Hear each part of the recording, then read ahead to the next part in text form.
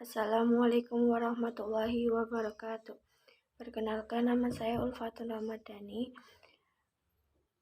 dengan nomor NIM 107120009 dari Prodi D3 Farmasi tingkat 2. Di sini saya akan menjelaskan tentang laksativa. Apa itu laksativa? Laksativa adalah makanan atau obat-obatan yang diminum untuk membantu mengatasi sembelit dengan membuat kotoran bergerak dengan mudah di usus. Konstipasi atau sembelit adalah gejala proses defekasi yang bermasalah seperti defekasi keras dan tidak tuntas, mengenai defekasi tidak lancar karena faktor penyebab. Penyebab konstipasi yaitu tidak cukup makanan berserat, kurangnya konsumsi cairan, dan kurangnya beraktivitas. Usus besar atau kolon, organ pada sistem pencernaan tempat terjadinya penyerapan air pada sisa-sisa makanan sehingga terbentuk feses. Pada usus terdapat gerakan untuk membantu proses pencernaan yang disebut gerakan peristaltik usus. Tanda dan gejala yang pertama yaitu sakit atau kejang perut, kedua yaitu feses mengeras, 3 frekuensi BAB menjadi lebih lambat, 4 yaitu buang air besar berdarah, dan kelima merasa belum tuntas saat BAB. Golongan obat pencahar yaitu bulking agent, 2 pelunak tinja, 3 minyak mineral, 4 bahan osmotik. Penggolongan laksativa ada 4 yaitu yang pertama laksania kontak, kedua laksania osmos, ketiga pembesar volume, dan keempat emolin atau pelicin. Yang pertama yaitu lansia osmos, bekerja dengan cara menarik air dari dinding usus dan membuat feses lembek. Contohnya yaitu magnesium sulfat, gliserol, dan laktulosa. Yang kedua yaitu laksania kontak, bekerja dengan cara merangsang otot polos pada usus sehingga bergerak peristaltik usus meningkat. Contohnya yaitu sena, bisakodil, dan fenolftalein. Yang ketiga yaitu zat pembesar volume, yaitu zat yang berasal dari alam atau semi sintesis yang dapat memperbesar volume feses dan membuatnya menjadi lembek. Contohnya agar-agar dan metil selulose. Yang keempat yaitu emolin atau pelicin, bekerja dengan cara melicinkan dinding usus sehingga mempermudah pengeluaran feses dari usus. Contohnya yaitu N-lauril sulfosetat dan parafin.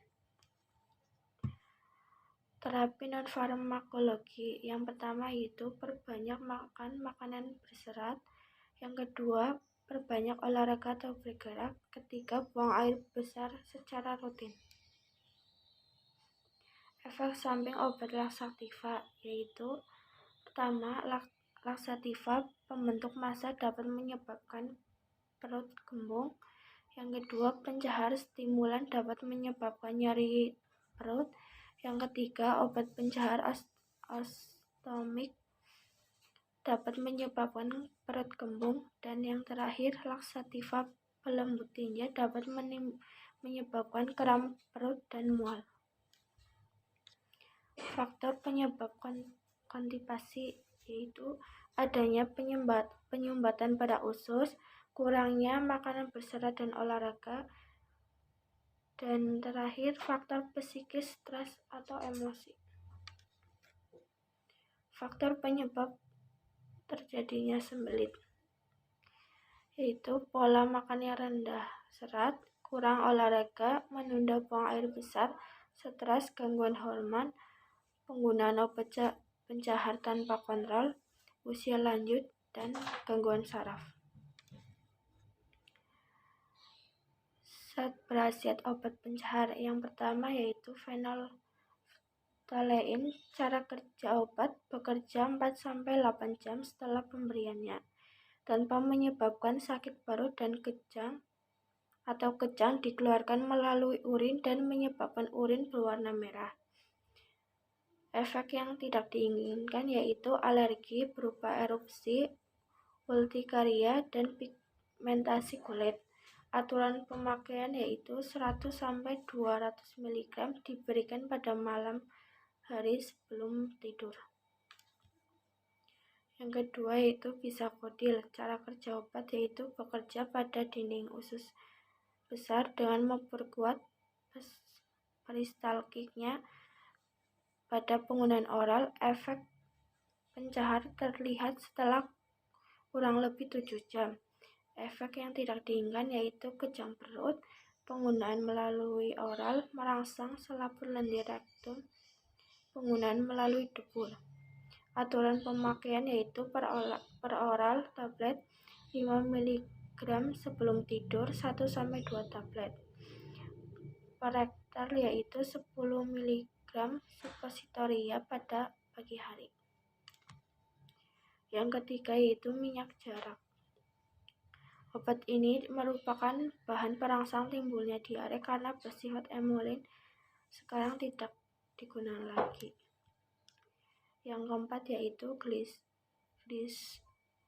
glisoida antarakinon.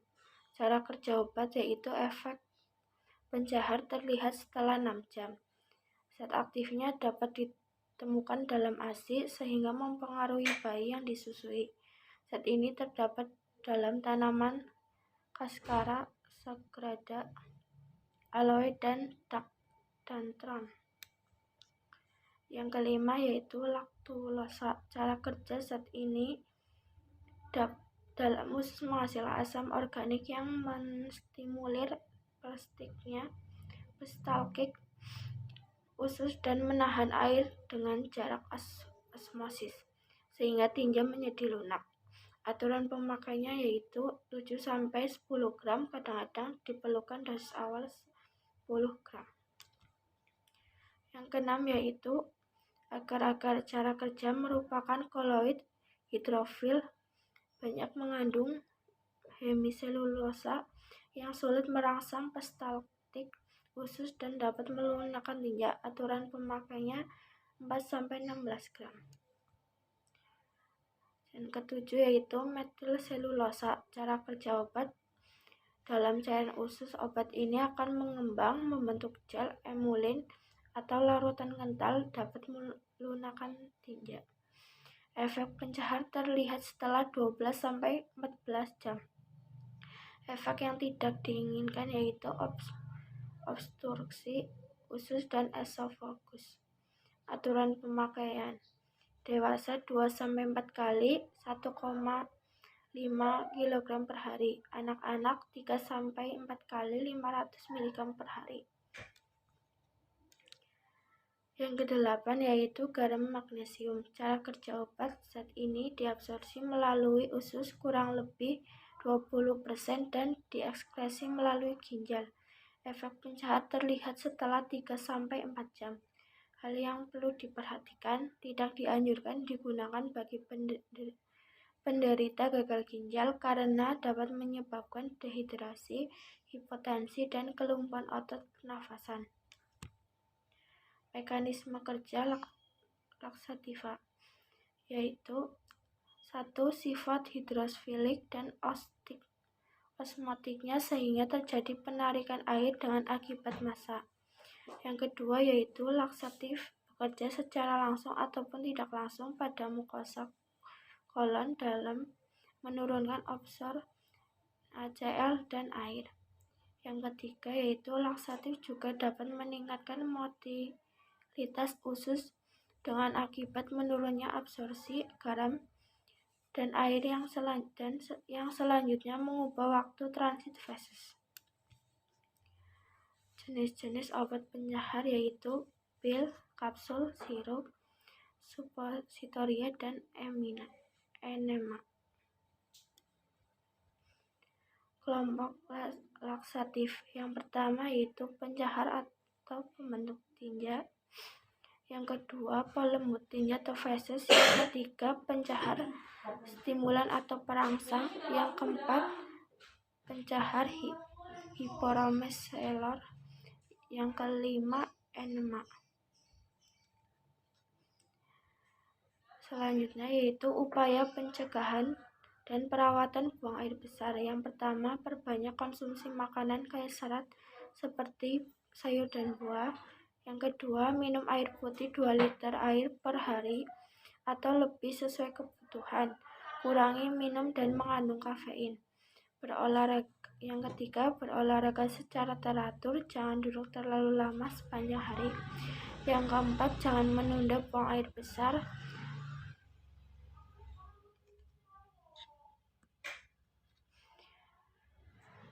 Yang kelima, jika masih kesulitan buang air besar, ambil sabun dan potong sebesar kelingking, lalu masukkan ke liang anus jika feses susah dikeluarkan. Selanjutnya yaitu berapa lama sebaiknya laksatif digunakan. Idealnya laksatif hanya boleh digunakan sesekali saja, dan dalam jangka waktu singkat. Segera hentikan konsumsi laksatif jika sembelit Anda sudah membaik. Dan selanjutnya, setelah sembuh dari sembelit, sebaiknya mulai terapkan pola hidup sehat seperti minum air putih dan makan makanan berserat. Dan yang terakhir, olahraga teratur. Sekian dari saya, terima kasih. Wassalamualaikum warahmatullahi wabarakatuh.